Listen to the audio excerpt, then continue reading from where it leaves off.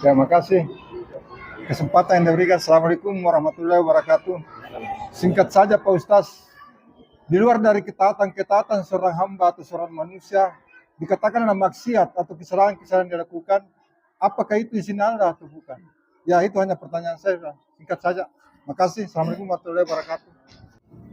Uh, Pertanyaan saya singkat saja. Saya tertarik tadi Ustaz, yang kita sampaikan bahwa kita harus berbagi ilmu ya.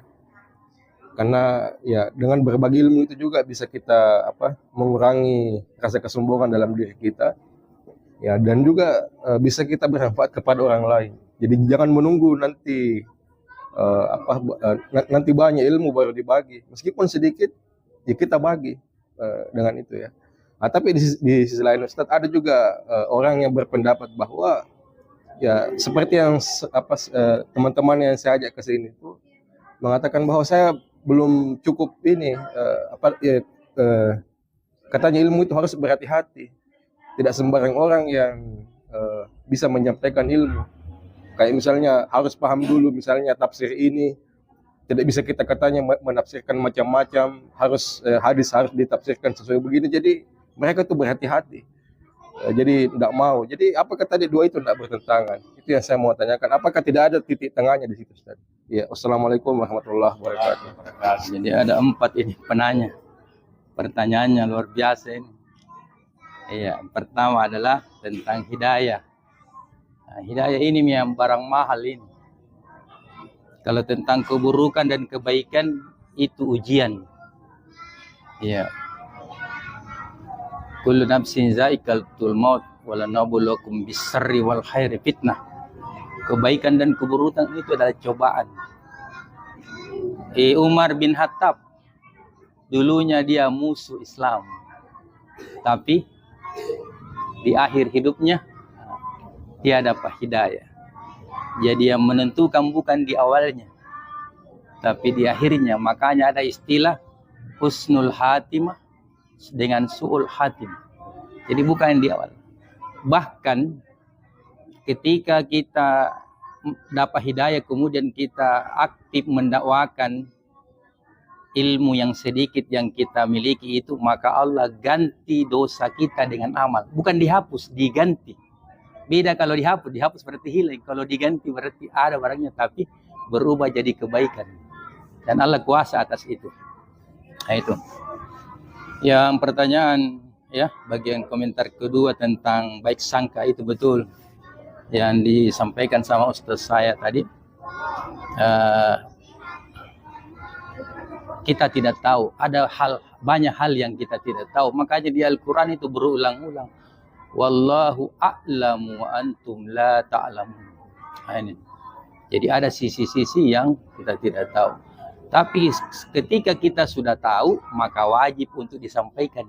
Makanya yang disampaikan hanya yang ditahu saja. Tidak ada kewajiban menyampaikan sesuatu yang kita tidak tahu. Nah itu. Nah, itu. Terjawab barangkali itu. Kemudian kebaikan dan keburukan tadi, apakah ada pertanyaan Bapak? Apakah itu kehendak Allah? Saya sudah baca Al-Quran, tapi saya tidak hafal. Terjemahannya saya sudah baca dari Alif Lam Mim sampai An-Nas. Sudah 2 kali tamat, alhamdulillah. Jawabannya ada berkali-kali berulang-ulang. Jika itu keburukan, maka itu datangnya dari dirimu sendiri. Dan jika itu kebaikan, datangnya dari Allah Subhanahu wa Ta'ala. Nah itu jawabannya saya. Ya, nanti kita ulang-ulang lagi, kita bahas. Ya. Kemudian terakhir, apa itu berbagi ilmu tadi? Tambah sedikit. Ya.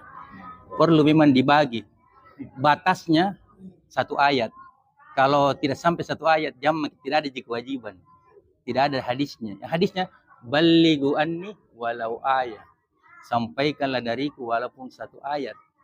Nah, Al-Quran itu 6.236 ayat.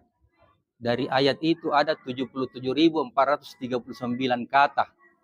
Dari situ ada 340.740 huruf. Itu kita dapatkan di tafsir Ibnu Katsir jilid 1 halaman 5. Nah, dibaca-baca nanti sampai di rumah. Nah, itu. Pernah hitung Ustaz hurufnya, ayatnya? Tidak. Saya baca jadi tafsir Ibnu Katsir. Jadi itu tonji ku ikuti.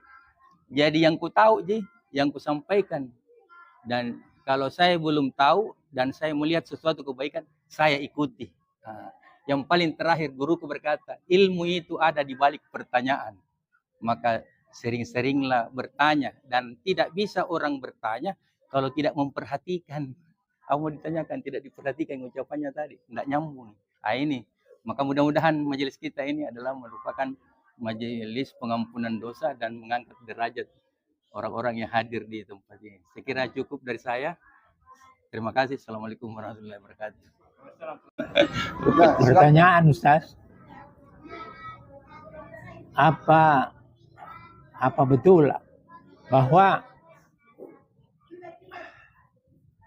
kalau satu keluarga atau ibu dan bapak masih hidup itu belum bisa dibagi kalau hanya salah satu saja yang meninggal, yaitu bapak kah atau ibu kah? Belum bisa dibagi dalam warisan. Maaf, saya tidak tahu tema dari kita punya Ilmu fikih itu. apakah bab waris atau bab apa, saya tidak tahu. Cuma saya sempat karena ini saya ragukan. Barangkali ada orang atau di antara kita ini yang sudah bagi itu warisan karena istri sudah meninggal. Istri saya sudah meninggal, tinggal saya. Ada harta yang harus saya bagi, yang saya sekarang bingung. Bagaimana cara mengatasi, karena anak saya 4, 1 perempuan, 3 laki-laki. Nah, itu pertanyaan saya. Kalau saya masih hidup, istri saya sudah meninggal, apakah sudah dibagi? Menurut yang saya tahu, laki-laki itu dapat 2, perempuan dapat 1. Yang pertama adalah selain kita membuka tentang hukum tentang warisan, perlu kita juga duduk musyawarah. Ya, jangan karena nanti biasa ada yang kita tidak tahu. Ya, apalagi ada yang meninggal. Nah, ini. Jadi itu jalannya dulu. Jadi kalau saya menentukan, ya saya bukan ahlinya itu. Kalau hukum waris, karena harus dipelajari dulu. Siapa yang berhak mendapat dan siapa yang belum. Ini lama ya. Dalam Islam itu adalah hukum waris ini. Saya kira jadi harus duduk musyawarah. Tidak jual sembunyi-sembunyi atau apa, biasa terjadi begitu. Ya. Jadi ini harus kemudian dijelaskan sejelas-jelasnya dan niatnya diluruskan karena ingin mengikuti perintah Allah Subhanahu wa taala. Itu. Ya, bukan karena nafsu mau memiliki lebih banyak seperti itu. Bahkan kadang-kadang dikasih lebih banyak karena kita anggap ini orangnya tidak mampu, warisannya lebih banyak.